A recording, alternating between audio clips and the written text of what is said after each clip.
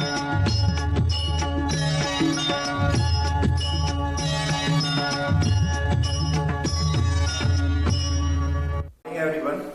मैं हूं विधान शर्मा और आज हम पढ़ने वाले हैं इंग्लिश का एक बड़ा ही कंफ्यूजिंग सा टॉपिक जो बहुत कंफ्यूज करता है बच्चों को। आई होप आप लोगों को भी इसने बहुत कंफ्यूज किया होगा। टॉपिक है मॉडल ऑक्सिलरी वर्ब्स, जिसको मॉडल्स कहा जाता है। ओके बच्चों, आज हम इसको अच्छे से समझेंगे ये है क्या। इस सब्जेक्ट पर आपकी कमांड अच्छे से करने के लिए मैंने इसको बिल्कुल डिटेल में समझाने की कोशिश की है, जिससे आपकी अंडरस्टैंडिंग अच्छी हो जाए। तो मैं पहले आपको वर्ब्स के बारे में बताता हूं। जब आप समझ जाएंगे कि वर्ब्स में मॉडल ऑक्सिलरी वर्ब है क्या, वो किस तरीके से फंक्शन करता है, उसके फीचर्स क्या है, उसका नेचर क्या है, तो आपकी अंडरस्टैंडिंग अपने आप ही अच्छी हो जाएगी। ओके देखिए, वर्ब्स इसको मैंने दो कैटेगरी में कैटेगराइज किया। ओके, पहला है लेक्सिकल वर्ब, दूसरा है ऑक्सिलरी वर्ब। देखिए, लेक्सिकल वर्ब कोई बाहर से नहीं है ये वर्ब। लेक्सिकल वर्ब जो वर्ब है वो है मेन वर्ब को ही लेक्सिकल वर्ब कहते हैं हम। आप जानते हैं मेन वर्ब क्या होता है। मेन वर्ब ऐसी वर्ब होती हैं जो एक्शन वर्ब होती है, यानी कि जिनसे एक्शन का पता चलता है किसी भी सेंटेंस में, जो एक्शन को शो करती हैं। जैसे आई एम टीचिंग, मैं पढ़ा रहा हूं, यहां पर टीच मेन वर्ब है और ये क्या बता रही है, मेरे पढ़ाने के एक्शन को बता रही है। ओके, यू आर रीडिंग, आप पढ़ रहे हो, तो यहाँ पे रीड कौन सी वर्ब है, मेन वर्ब है, वो आपके पढ़ने की क्रिया को, आपके एक्शन को बता रही है। समझ में आ रहा है। ओके, तो इस तरीके से कम, गो, ईट, रीड, राइट, स्विम, ईटीसी बहुत सारी मेन वर्ब्स होती हैं। ओके बेटा, मेन वर्ब्स जो होती हैं मेनली इनकी 5 फॉर्म होती हैं। कितनी फॉर्म होती हैं? 5 फॉर्म। 5 में से 3 मेन होती हैं। कौन कौन सी? First form, second form and third form. Okay, first form जैसे हमने लिया गो फर्स्ट फॉर्म है, सेकंड फॉर्म वेंट होती है, थर्ड फॉर्म कौन सी होती है? गॉन, फोर्थ फॉर्म इनफॉर्म होती है, गोइंग, एंड गोज इसकी प्रेजेंट इंडेफिनिट वाली फॉर्म है। तो क्लियर हुआ? आई होप आपको लेक्सिकल वर्ब, मेन वर्ब समझ में आया होगा। हमको इसके बारे में डिटेल से इस वीडियो में नहीं पढ़ना है, क्योंकि हमको समझना है मॉडल ऑक्सिलरी वर्ब, तो हमको फोकस करना पड़ेगा ऑक्सिलरी वर्ब पर। किस पर? Auxiliary verbs. ऑक्सिलरी वर्ब्स क्या होते हैं?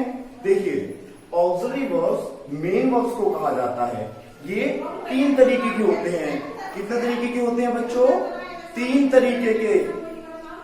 ओके, पहला होता है प्राइमरी ऑक्सिलरी वर्ब्स, दूसरा है model auxiliary verbs, and third is marginal auxiliary verbs, या हम इनको सेमी मॉडल्स भी कहते हैं। क्या कहते हैं? Semi models. अब समझते हैं हम प्राइमरी ऑक्सिलरी वर्ब्स को। इसमें is, am, are, was, were, do, does, did, has, have आते हैं।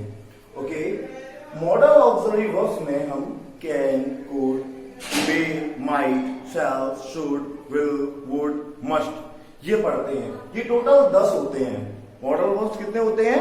10 होते हैं। मार्जिनल ऑक्सिलरी वर्ब्स कितने होते हैं? ये 3 ही हैं, यूज टू, नीड और डेयर। अब इनको हम डिटेल में समझेंगे। अब आगे हम इनको डिटेल में समझने वाले हैं। आइए समझते हैं।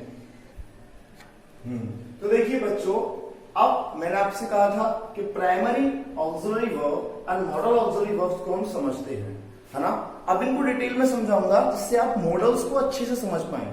मेरा पर्पस है कि आपकी अंडरस्टैंडिंग मॉडल पर बहुत अच्छे से हो जाए, तो मैं इनको डिफरेंशिएट कर दिया हूं। देखिए, प्राइमरी ऑक्सिलरी वर्ब कौन सी होती हैं?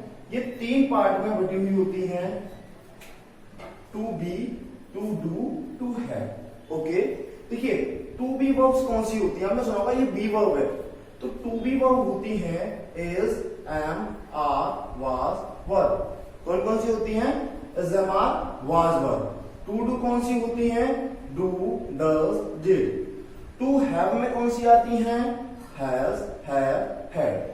अच्छा, ये जो वर्ब होती है प्राइमरी ऑक्सिलरी वर्ब, ये 2 तरीके से काम करती हैं। किस तरीके से करती हैं?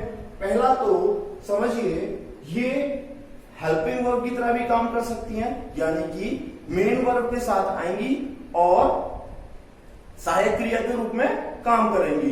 दूसरा, ये खुद मेन वर्ब बन जाती हैं।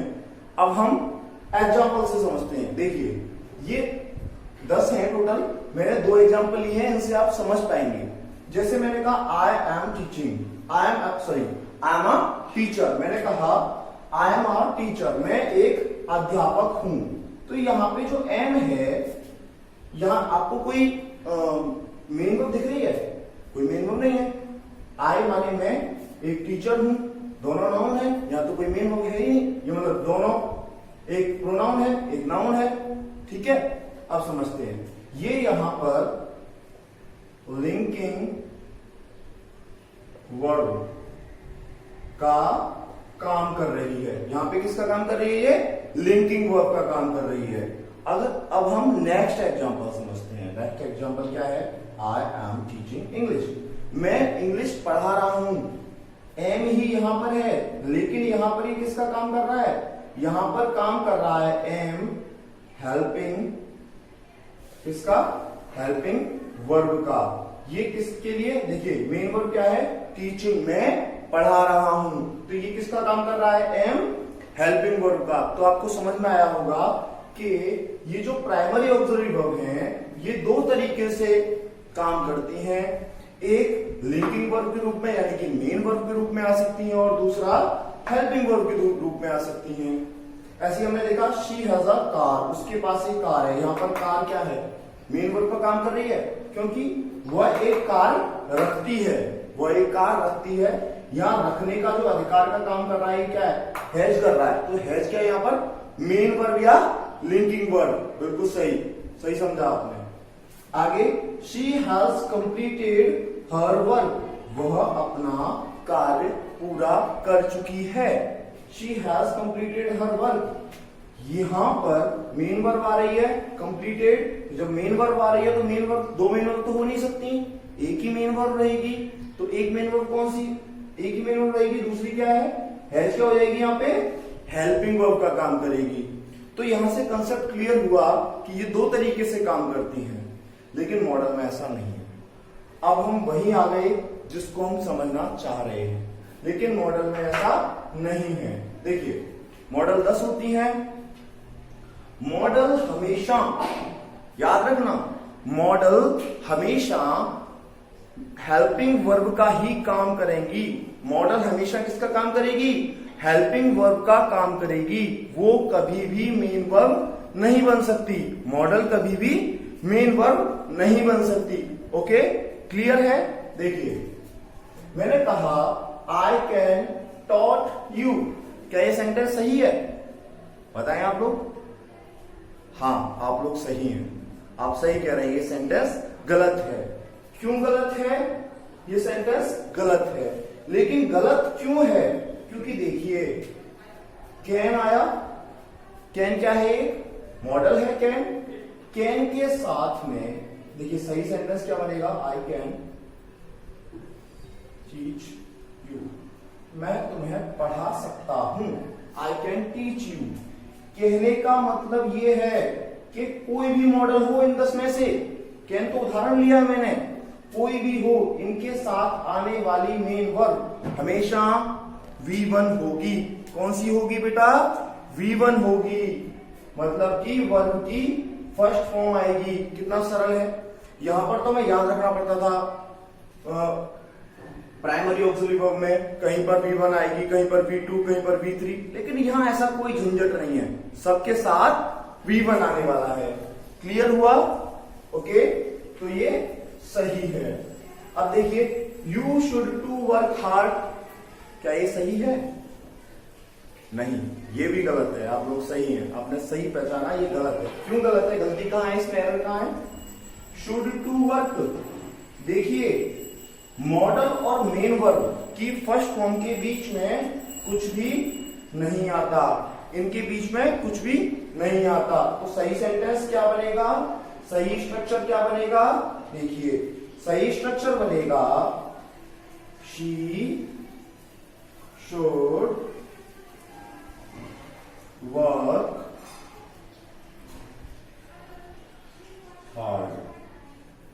क्लियर हुआ? चीजें क्लियर हुई है ना? देखिए अब मैं कुछ चीजें आपको समझाता हूं मॉडल के बारे में। मैं ओरली समझाता हूं। पहली बात तो आपने समझा कि जो ये कैन है यानी कि मॉडल वर्ब है, वो उसके साथ हमेशा मेन वर्ब की फर्स्ट फॉर्म आती है। इन दोनों के बीच में कुछ भी नहीं आ सकता। अच्छा, आप कहेंगे सर मॉडल का काम क्या होता है, मॉडल करती क्या है? देखिए मॉडल जो है वो बना है, मॉडल शब्द बना है मूड से। मूड माने की भाव, मनोदशा। जब सब्जेक्ट या वर्ब की मनोदशा बतानी हो तो हम मॉडल का यूज करते हैं। जैसे मैं यह वजन उठा सकता हूं, I can lift this weight. Okay, मैं यह वजन उठा सकता हूं तो I can lift this weight. इसका मतलब मेरे अंदर एबिलिटी है, पावर है, यानी मेरी जो भाव है वो पावर वाला भाव है, मैं उसको उठा सकता हूं। You can speak English. तुम्हारे अंदर एबिलिटी है इस इंग्लिश बोलने की। तो अभी हम इन सारे मॉडल्स को वन बाय वन अच्छे से समझेंगे कि कैन का यूज कैसे करते हैं, कुड का कैसे करते हैं। ओके, यहां तक आई होप आपको चीजें समझ में आई होंगी। मॉडल का अंडरस्टैंडिंग, आप मॉडल पर अच्छी से अंडरस्टैंडिंग आपकी बन गई है। ओके, तो बच्चों अभी हमने समझा मॉडल को। मॉडल क्या है? मूड बताता है, एबिलिटी, पॉसिबिलिटी, परमिशन, इन सब के लिए मॉडल का यूज किया जाता है। तो मॉडल में अब हम लोग वन बाय वन मॉडल का यूज समझेंगे कि कैन का यूज कैसे होता है, कुड का यूज कैसे होता है, मे का यूज कैसे होता है। तो मैं अब आपको बताने वाला हूं यूज ऑफ कैन।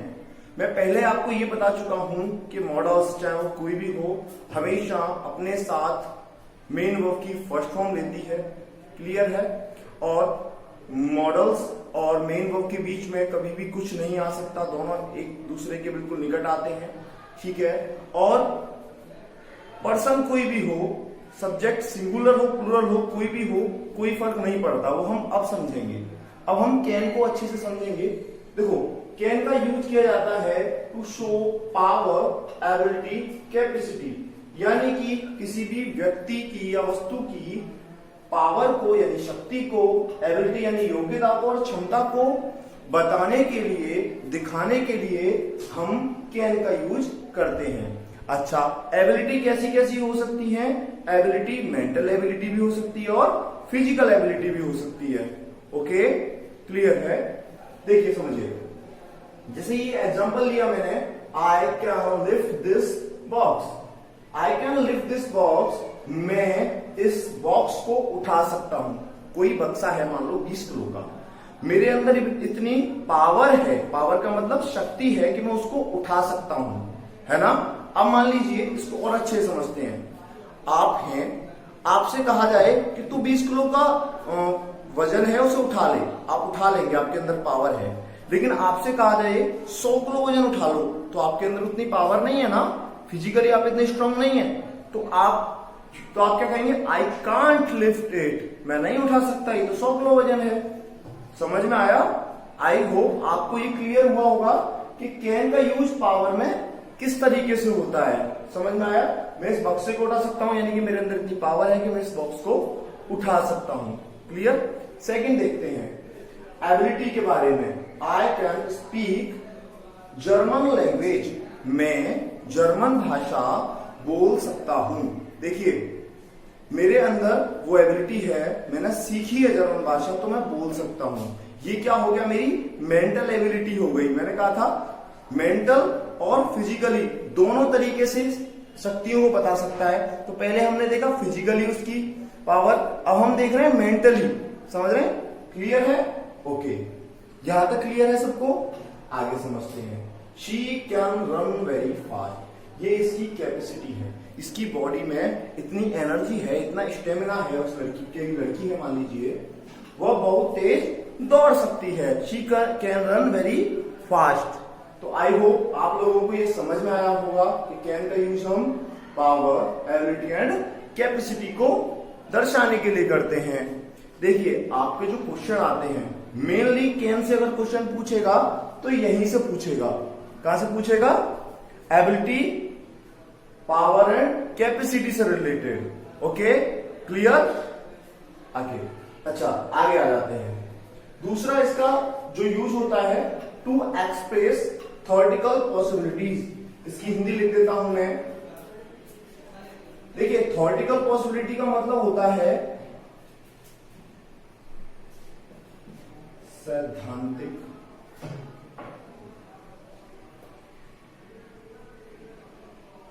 संभावना।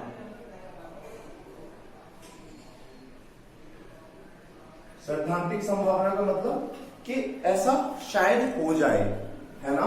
देखिए, जैसे अब आप एग्जांपल से बहुत अच्छे से समझ पाएंगे। एवरीवन कैन मेक मिस्टेक, यानी कि कोई भी व्यक्ति मिस्टेक कर सकता है।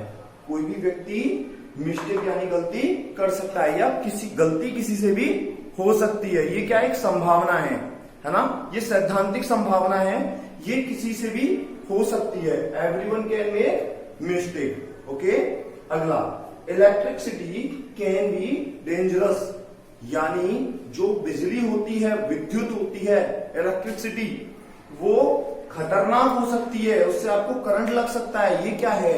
थ्योरेटिकल पॉसिबिलिटी है। तो थ्योरेटिकल पॉसिबिलिटी को दिखाने के लिए हम किसका यूज करते हैं? कैन का यूज करते हैं। क्लियर हुआ? अच्छा, एक चीज और देखें, यहां शी था, शी के संग भी कैन यूज हुआ। यहां आई है, आई के संग भी कैन का यूज हो रहा है। तो एक चीज और समझनी है, पर्सन कोई भी हो, पर्सन कोई भी हो, सिंगुलर और नंबर कोई भी हो, यानी सिंगुलर नंबर हो या प्लूरल नंबर हो सब्जेक्ट, उसके साथ मॉडल सेम ही रहेगी। समझ रहे हैं? कोई भी मॉडल हो, चेंज नहीं होगी। जैसे हम देखते थे एजेएमआर अलग अलग यूज होते थे, कैन का यूज होना है तो सबके साथ कैन का ही होना है। आप सोचिए मॉडल्स कितने सरल हैं। ओके, आज हमने कैन तक समझाया। आई होप आपको वीडियो अच्छी लगी होगी, आपको टॉपिक्स क्लियर हुए होंगे। अगर आपको कोई डाउट है आप कमेंट बॉक्स में पूछ सकते हैं।